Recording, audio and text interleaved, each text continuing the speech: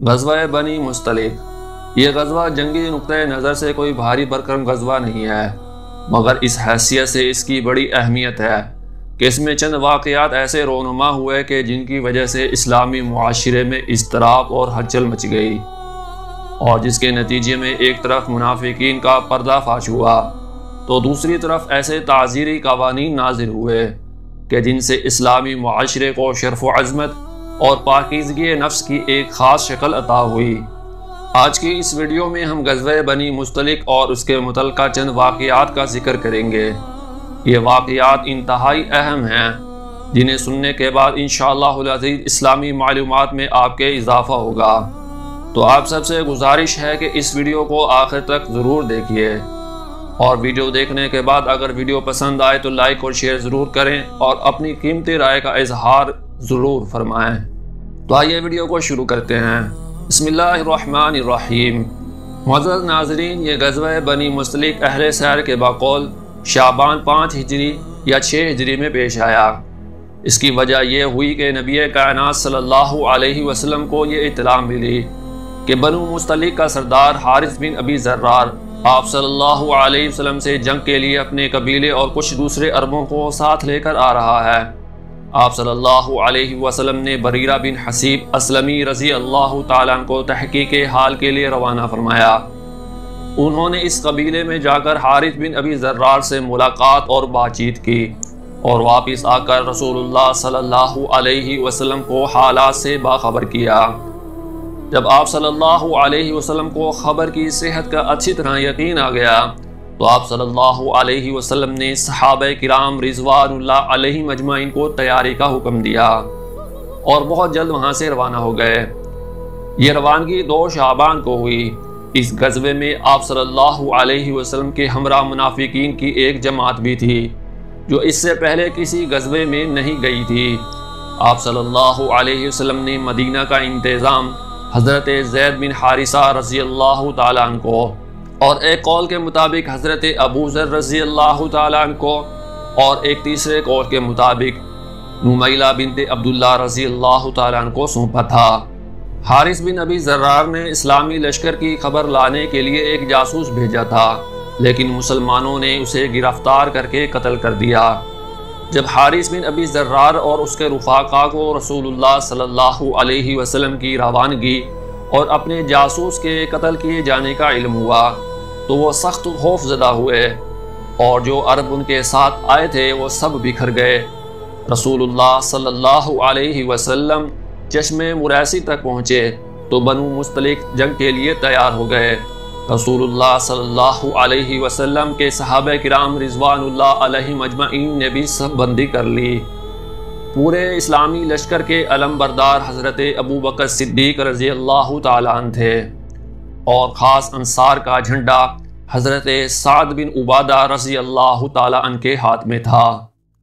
کچھ دیر تک فریقین میں تیروں کا تبادلہ ہوا، ایک دوسرے پر تیر برسائے گئے۔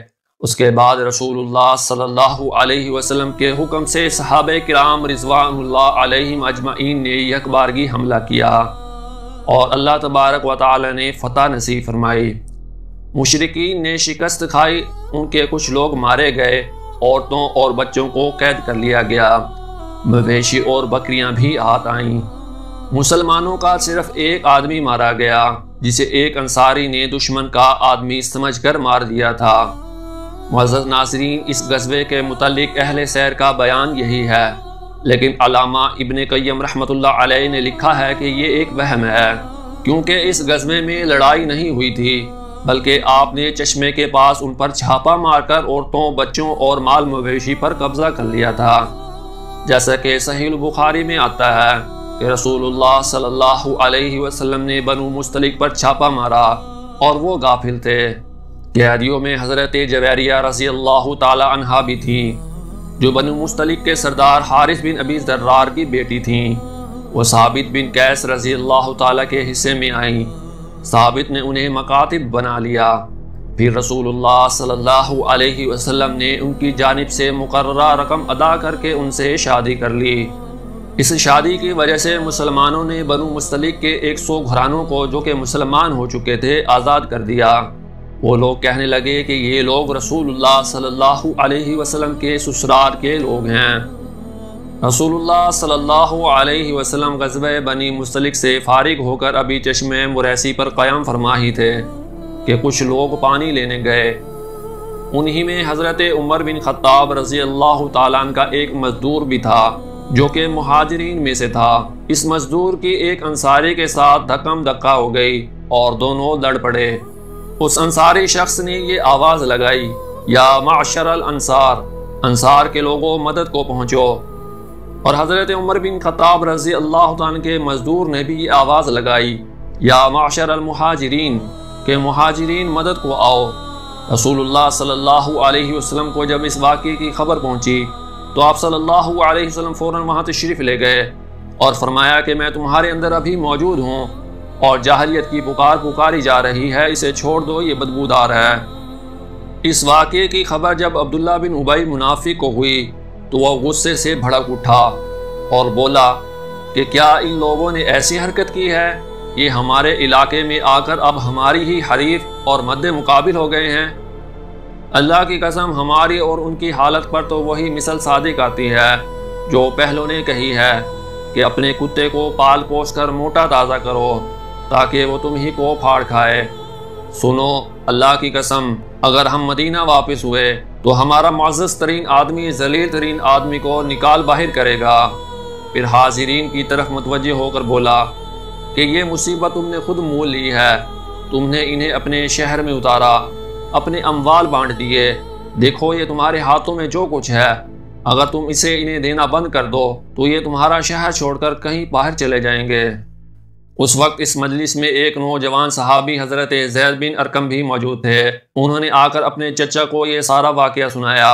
ان کے چچا نے رسول اللہ صلی اللہ علیہ وسلم کو اطلاع دی۔ اس وقت حضرت عمر رضی اللہ تعالیٰ عنہ بھی موجود تھے۔ حضرت عمر رضی اللہ تعالیٰ نے فرمایا کہ اللہ کے نبی صلی اللہ علیہ وسلم، آپ عبادہ بن بشر سے کہیے کہ وہ عبداللہ بن ابی کو قتل کر دے۔ آپ صلی اللہ علیہ وسلم نے فرمایا کہ اے عمر رضی اللہ تعالیٰ عنہ، یہ کیسے مناسب رہے گا؟ لوگ کہیں گے کہ محمد صلی اللہ علیہ وسلم اپنے ساتھیوں کو قتل کر رہا ہے۔ نہیں، بلکہ تم کوچ کا اعلان کرو۔ یہ ایک ایسا وقت تھا کہ جس میں آپ صلی اللہ علیہ وسلم کوچ نہیں فرمایا کرتے تھے، لیکن لوگ چل پڑے تو حضرت اسید بن حضیر رضی اللہ تعالیٰ عنہ آپ صلی اللہ علیہ وسلم کی خدمت میں حاضر ہوئے اور سلام عرض کرنے کے بعد عرض کیا کہ اللہ کے نبی صلی اللہ علیہ وسلم، آج آپ بے وقت کوچ فرما رہے ہیں۔ آپ صلی اللہ علیہ وسلم نے فرمایا کہ کیا تمہارے صاحب یعنی تمہارے باپ ابن ابی نے جو کچھ کہا ہے تمہیں اس کی خبر نہیں ہوئی؟ انہوں نے کہا کہ اللہ کے نبی صلی اللہ علیہ وسلم اس نے کیا کہا ہے؟ آپ صلی اللہ علیہ وسلم نے فرمایا کہ اس کا خیال ہے کہ اگر وہ مدینہ واپس ہوا تو معزز ترین آدمی ذلیل ترین آدمی کو مدینہ سے باہر نکال دے گا۔ انہوں نے کہا کہ یا رسول اللہ صلی اللہ علیہ وسلم، آپ اگر چاہیں تو اسے مدینہ سے باہر نکال دیں، اللہ کی قسم وہ ذلیل ہے اور آپ باعزت ہیں۔ اس کے بعد انہوں نے کہا کہ اللہ کے رسول صلی اللہ علیہ وسلم اس کے ساتھ نرمی برتیے، کیونکہ اللہ کی قسم اللہ تعالیٰ آپ کو ہمارے پاس اس وقت لے کر آیا جب اس کی قوم اس کی تاج پوشی کے لیے تیار تھی، اس لیے اب وہ سمجھتا ہے کہ آپ نے اس سے اس کی بادشاہت چھین لی ہے۔ پھر آپ صلی اللہ علیہ وسلم شام تک پورا دن اور صبح تک پوری رات چلتے رہے، بلکہ اگلے دن کے ابتدائی اوقات میں اتنی دیر تک سفر جاری رکھا کہ دھوپ سے تکلیف ہونے لگی۔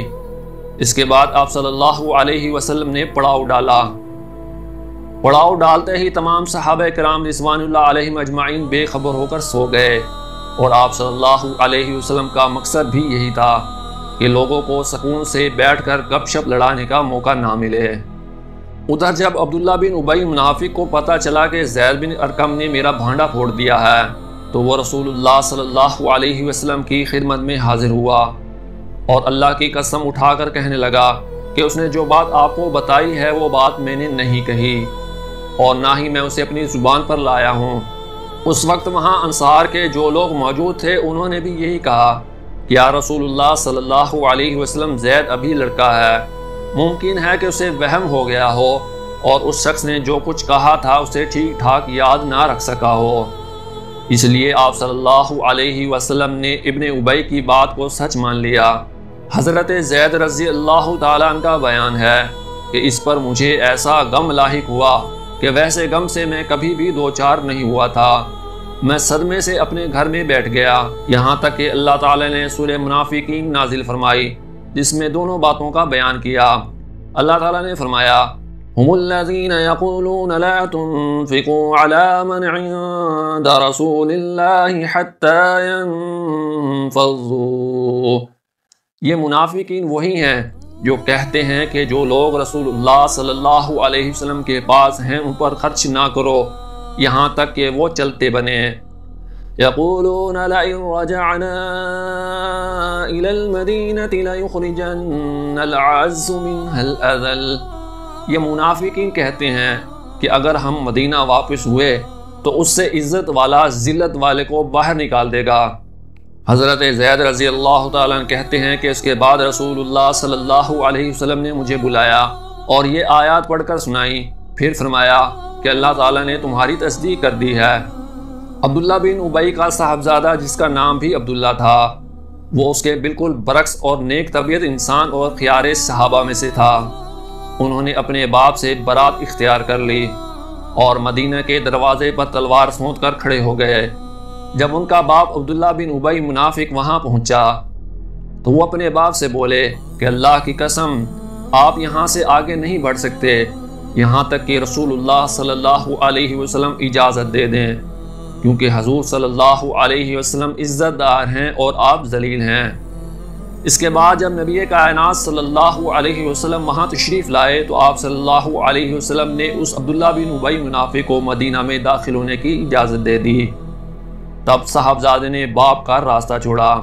عبداللہ بن ابی کے انہی صاحبزادے حضرت عبداللہ رضی اللہ تعالی عنہ نے آپ صلی اللہ علیہ وسلم سے یہ بھی عرض کی تھی کہ اے اللہ کے رسول صلی اللہ علیہ وسلم، جب آپ میرے باپ کو قتل کرنے کا ارادہ رکھتے ہوں تو مجھے خود حکم دیجیے گا، میں اپنے باپ کا خود سر کاٹ کر آپ کی خدمت میں حاضر کر دوں گا۔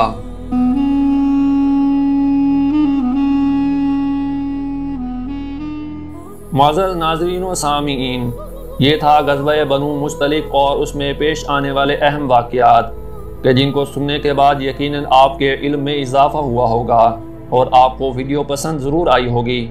ہماری آپ سے دلی گزارش ہے کہ اگر ویڈیو پسند آئے تو ویڈیو کو لائک اور دوسروں کے ساتھ شیئر ضرور کیا کریں، اور ہماری حوصلہ افزائی کے لیے اس کام کو صدقہ جاریہ سمجھ کر کومنٹ کے اندر اپنی قیمتی رائے کا اظہار بھی ضرور فرمایا کریں۔